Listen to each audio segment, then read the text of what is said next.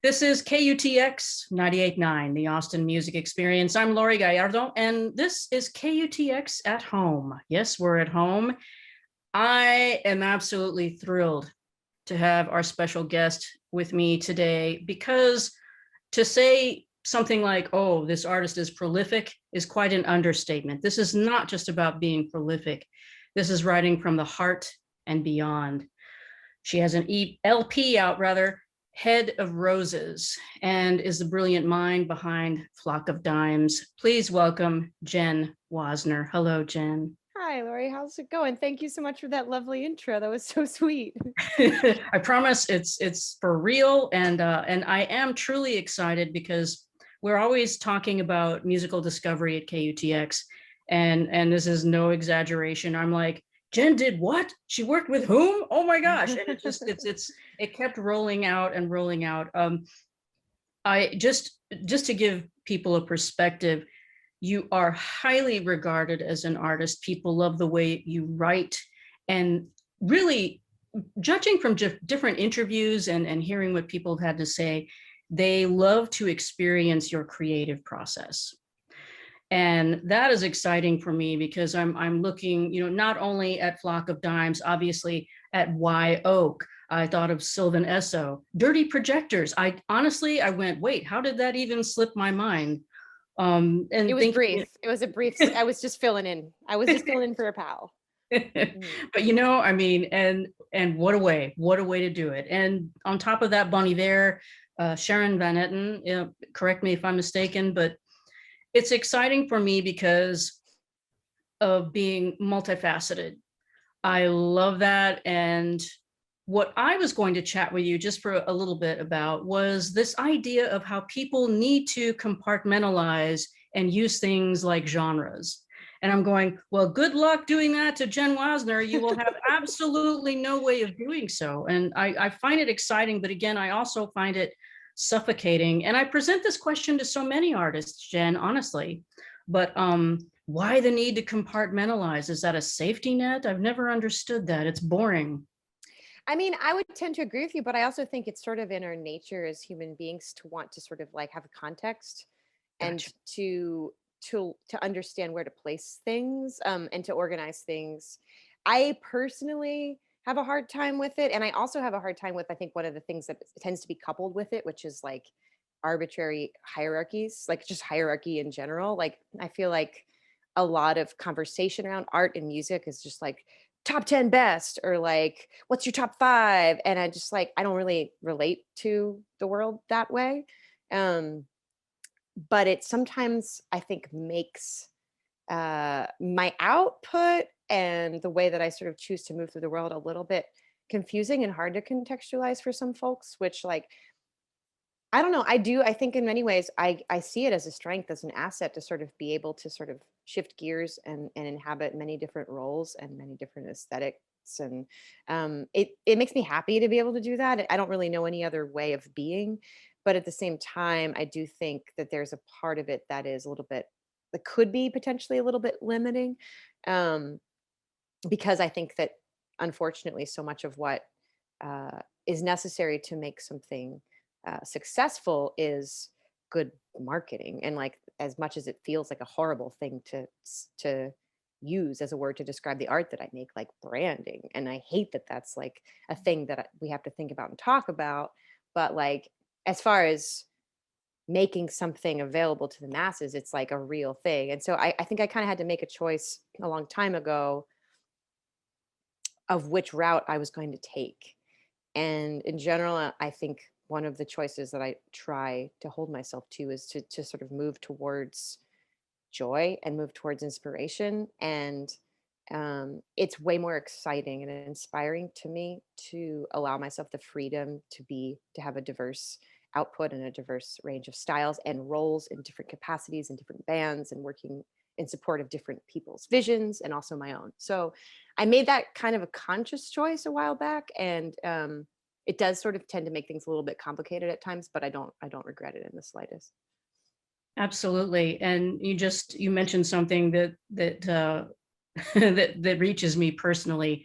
I can't stand making lists. I don't. And if you ask any one of my colleagues at KUTX, they're like, oh, well, we're making a top 10, whatever. And I'm like, no, listen, because it changes from day to day. I agree. I am exactly the same. I cannot stand it. And it's such a huge part. I mean, and it's like, I'll talk about influences and ideas and things that I'm enjoying all day long, but like the hierarchy really bugs me because it's just not the way that I relate to things. And yeah, and because we're multitudinous, ever changing, evolving human beings, and we use different works of art for different purposes at different times. And so it's like, it's impossible. It's like it feels like lying. I mean, I can make a top 10 list, but it doesn't feel, it's going to be maybe true on one day and the next day completely irrelevant.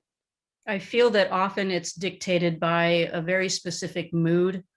Mhm. And I used to think, oh, perhaps I'm worried that I'm forgetting something, or, any kind of excuse, but no, actually it's mood, it's the sway, it's the ebb and flow. And thank you for mentioning that. Yeah. I mean, I'm happy to hear you say that because I often feel like I'm the only person in the world that feels that way. And that so much of the discourse around music in particular is all about like these top tens and top 100s and best. And I'm just like, what is even best? I don't know. I don't get it. I don't get it. Yeah, I don't get it either. No worries. And Mm. really, what you were mentioning earlier about working with different artists, going with their vision or seeing what direction they're taking, I find that you make these incredible connections. That's the word that I was thinking of. It isn't necessarily just, well, what do you want me to play? Or what would you like me to contribute? You really connect with these different people, with these different creative personalities. What a wonderful thing that is. And a challenge at the same time, because you can't shut that off. Yeah, tell me about it. Girl. Yeah, that's true. That is a fact, and it's cool that you noticed that. Oh, Because I do think that there's a lot more to, um and this is something that I've learned to use as a way of, maybe bolstering myself, and my confidence at times when I feel like I'm not enough in these situations. I'm in many ways like I'm certainly not the musician with like the most chops. Like I'm totally self-taught. I have my own sort of like very personal style and way of learning and relating to music. It's served me well. Like I don't mean to say that there's a right and a wrong way to do it, but there are times when I can feel really insecure about that. And then I try and remind myself that there's a lot more to, um, being an asset in those situations than just merely having the chops. I think it's about understanding and being able to have perspective on the thing as a whole, and what it needs and how to be the glue that holds it together, or how to fill a certain space without, in a way that is like creative and in service of, the overall vision, which I think that like it's one of those invisible skills, that like I think I've had it for my whole life, or like my whole life I've sort of like thought about music that way. So it's one of those things that I think I can undervalue as a skill. Um, I mean, it's basically what we're talking about is like being a producer, right? I mean, and that's one of those things that's like very hard to define because it is, such a strange amorphous set of skills. And I'm trying to do the thing as encouraged by many of my, friends, particularly my non-cis male friends, to like own that and be like, I am a producer, and not just undervalue the skill set that comes naturally to me. So yeah, I think that that's kind of part of it too. yeah, absolutely. And speaking of not being able to shut it off, I did want to ask about life during the pandemic. And of course, we're doing things like KUTX at home. I look forward to the day when we can have you in Studio 1A. And, I've been actually literally having dreams about that. And one of the things that also occurred to me, and especially with work such as yours, again, you can't shut that off. How were you able to go day to day? I guess in terms of creating, in terms of not having the usual outlets like touring, things like that. How has the pandemic been for you? Well, it's funny because in some ways I think it's obviously it's been a real challenge. But in some ways I think people who like me who have spent so much of their lives touring actually are better suited to this adjustment because I'm sort of adept at this point at the transition between one very extreme lifestyle to another very extreme lifestyle, meaning like the act of being on tour and all that that entails, and then almost virtually overnight finding yourself just alone in your house and having to sort of like basically rebuild your entire routine from scratch, and to do that over and over and over again.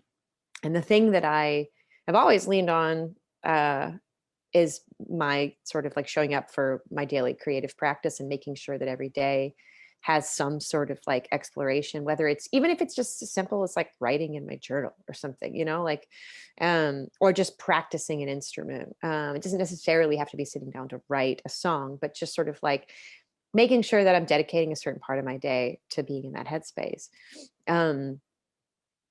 And I think that that is the thing that provided the anchor for me. It's not in and of itself enough, but I think it allowed me to have some sense of like meaning and purpose, that I was able to sort of like assemble a small array of other routines and rituals around.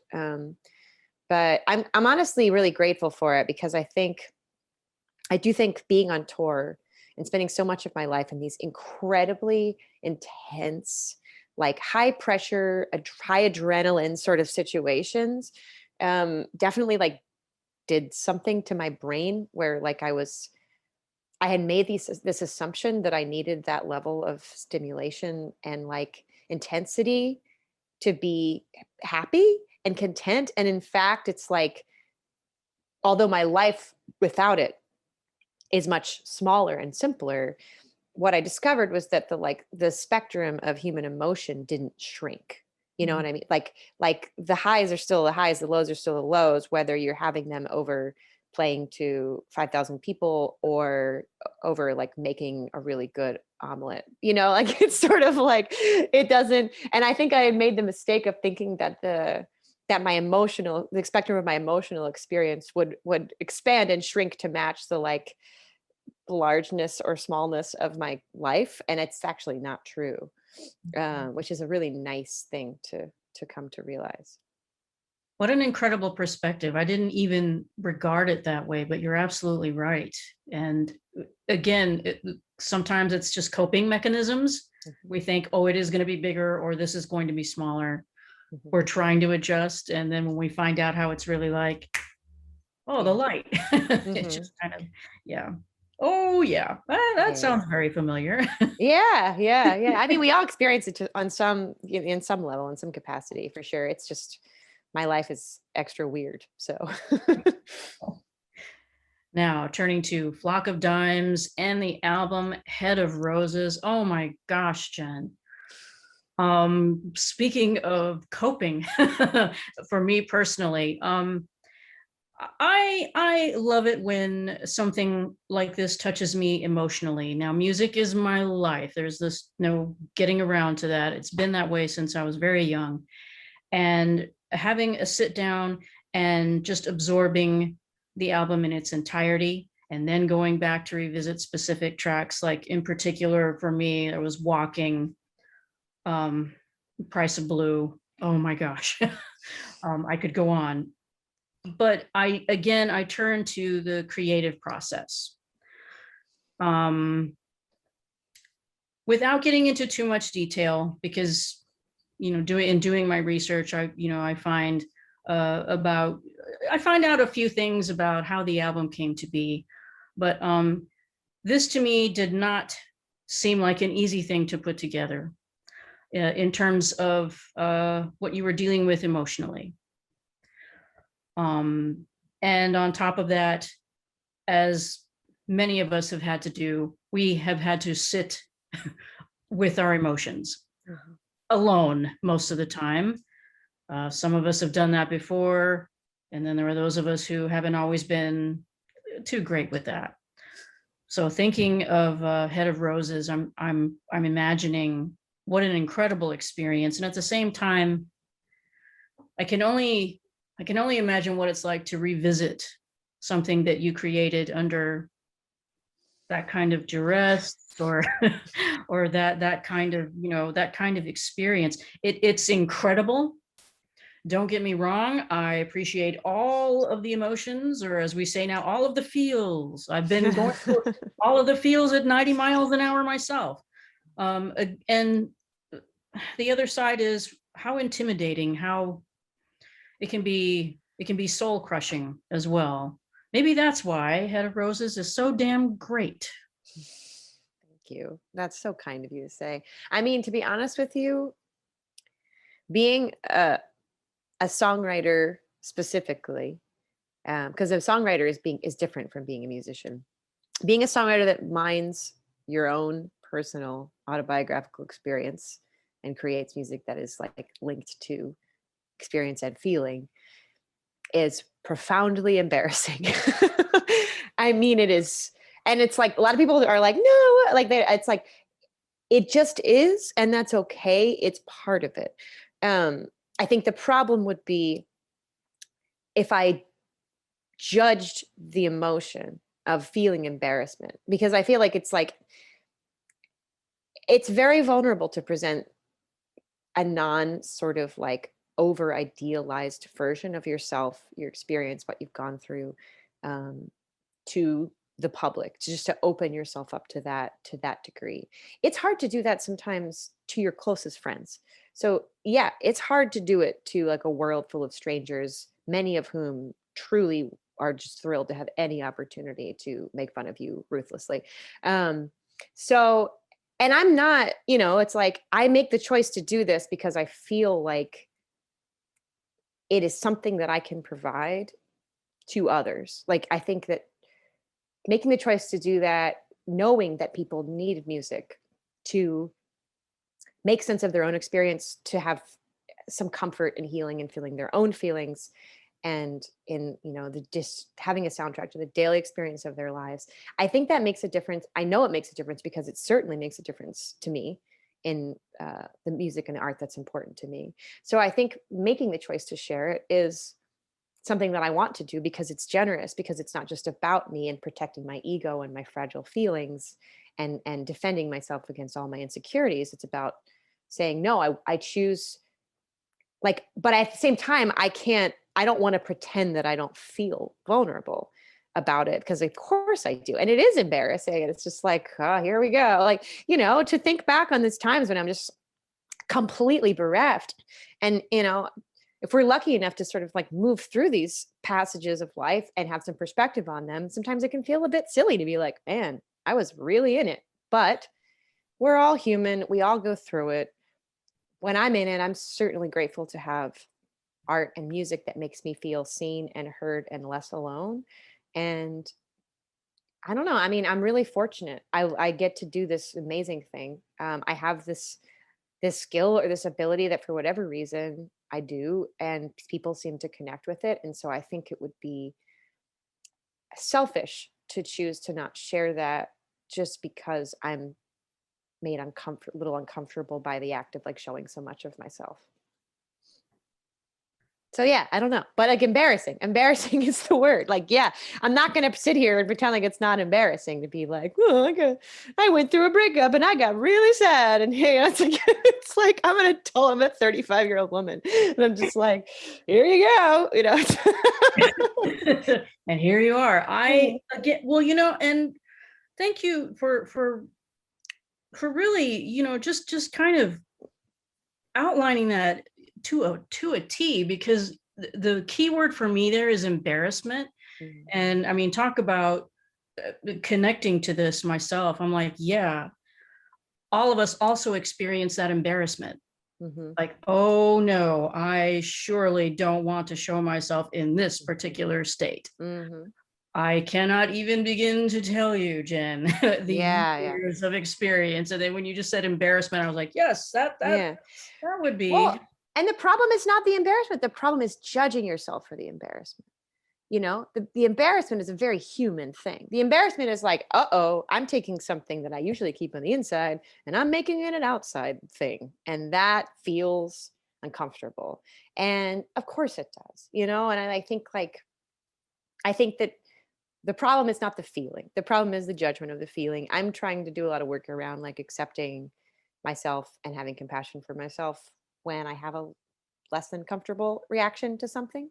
Particularly, it makes me feel disingenuous when I'm not able to say, like, yeah, I do find this process, like, especially the public facing side of it, pretty uncomfortable. And I wouldn't feel like I was being honest and authentic about my experience if I didn't admit that. And that's kind of the whole point of being a person and making art, I think. So, you know, trying to hold yourself to that standard in as compassionate and non-judgmental way, I think is really important. I will probably keep you here for hours, but I know I cannot do that. I can go on. I can go on and on. All my interviews run over and it's not a coincidence. Well, you know, again, Head of Roses is just spectacular. And, you know, I was just like revisiting this again, not only last night, but this morning. And I have to say, not only is making music a lifesaver, but music itself. I have to put that out there. Yeah. And this is a perfect example. And to hear you share like this, I'm like, Eureka, that's exactly what I had in mind. Mm. So I'm Jenn glad. Wasner, this has been incredible. I'm so glad that I had the chance to speak with you. And I'm crazy about Flock of Dimes, crazy about Head of Roses. Thanks for hanging out with me today and for talking about this. It has honestly been a pleasure, and I really can't wait to come back and visit Austin again in person soon. I would love to come see y'all and play some songs. It would Yes. be a true delight. And yeah, and thank you so much for all the kind words. It really does mean a lot to me to hear. Thank you. You're very welcome. And of course, you did mention something about Veracruz I taco. did, amigas poblanas. Yes. That's the taco I dream about. I actually in quarantine like tried to make it and it just wasn't. I was like, okay, this is a decent migas taco, but it wasn't even close.